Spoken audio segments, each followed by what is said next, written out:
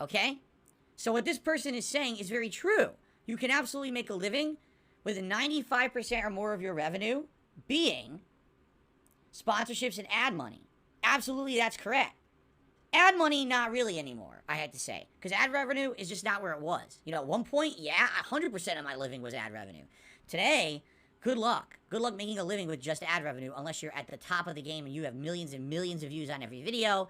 Then maybe you're making enough, all right? But for the common person trying to make any kind of significant money on ad revenue on YouTube, it's just not possible anymore. The website's changed so much, the demonetization, like we just talked about, and the fact that the ads just aren't as profitable anymore, all right? So basically what I hear, what this person is saying, is a very unique perspective, because this is a perspective of someone who only sees from the top of the ivory tower. This is a person who very much feels like every piece of content they put out is great. They feel like, you know what I mean? Like, everything I do is perfect, right?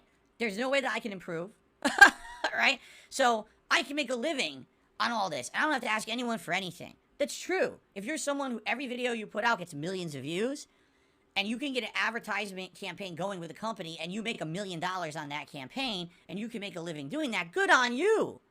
I mean, great. I mean, the vast majority of your content is now shilling, and you're basically a walking paid advertisement, a cartoon character, a Muppet, whatever you want to call it, you know, because all you care about is the money, or else you wouldn't be just constantly shilling and caring about the ads. But you know what I'm saying? I mean, I guess that's fine. If that's really who you want to be for your rest of your life, good on you. Make a living doing that. But that's not where normal people usually are, especially me for my life. First of all, I've never really been in that position. The one time I was, when I was at the top of my YouTube game, I purposely decided not to do that. Even though I saw all my contemporaries starting to do those opportunities and doing, I said, no, I'm going to stay true to myself. I'm going to just keep making the content I love. I want to be there for my audience. I'm not going to become Mr. Sellout, all right? And essentially, all right, I feel that when you say something like this, oh, 95% of your living should be ad revenue or sponsorships, okay? That's great if you can do that. And how many people can actually do that? Like, that's such an elitist comment because most people can't do that, right? They just can't. It's not possible to make an entire living just on a sponsorship or a partnership or an ad revenue. It's just not anymore. Again, pre-2017, it was possible. But after the adpocalypse, everything changed. This is the opinion of someone who lives in a different world from reality.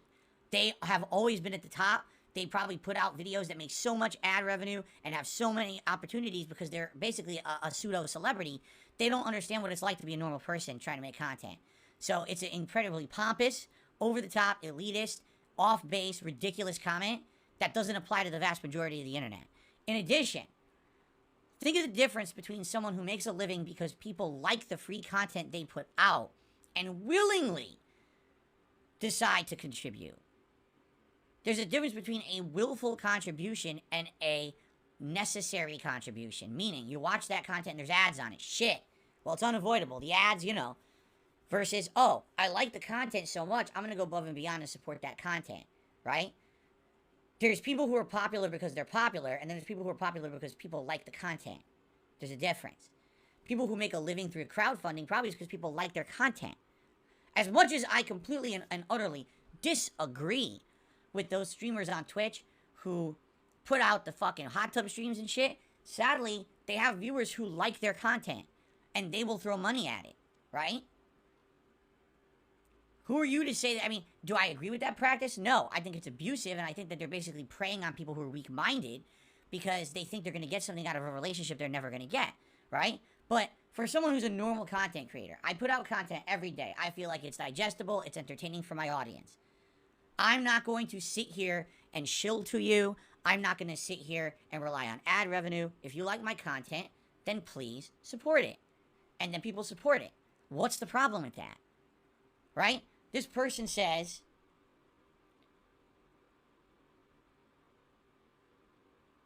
it's not reliable or dependable. I've had more consistent income ever since I became a full-time streamer than I did before. It's true. Since I became a full-time streamer in 2017, I have had more reliable and consistent income in my life than all those years before where I was beholden to YouTube's ad revenue system. Because at any moment, you could make one of these changes. And then when they make a change, you're screwed. And there's nothing you can do about it. Deal with it, right? Would you rather be beholden to a corporation that doesn't care about you and will just at any moment make a big sweeping change and change your entire livelihood? They've put entire YouTube channels out of business overnight because of a change. Is that okay? Why would that be okay? If you have crowdfunding, then you don't have to worry about that. People will support you no matter where you go because you're actually loved for the content you put out. What's wrong with that? Right? This is a person who is so ridiculously off base and so, I mean, their brain is like screwed on the wrong way because they've been in a situation where they can be high and mighty for so many years, they don't even know what it's like to be a normal person anymore. This is like one of our politicians who says these big, ridiculous things to the public, and the public are like, what are you talking about? That's not a working person's experience, what you're saying. You're out of your mind, right? Oh, if you don't have money, just go out and take a loan. What? What are you talking about, Mr. Politician? No one can just go to the bank and just immediately get granted a giant loan. You can, but not everyone else. And when you say shit like this just proves you're completely out of touch with reality. This person, literally, again, if this is what they really said, they really need a reality check, right? And I would absolutely positively love for this person to tell me how they would make a living if all of a sudden YouTube demonetized all their videos and they lost all their sponsorships overnight, how quickly their attitude would change and immediately, hey everyone, please crowdfund me, please crowdfund me. It's nice to say shit like this when you're on top. It really is. But then when you get godsmacked by reality and you get back down to the bottom with everyone else, all of a sudden you realize, oh, maybe I was a little bit cocky there.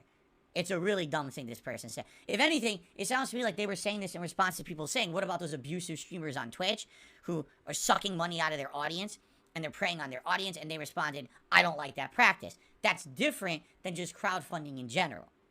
You see? Okay.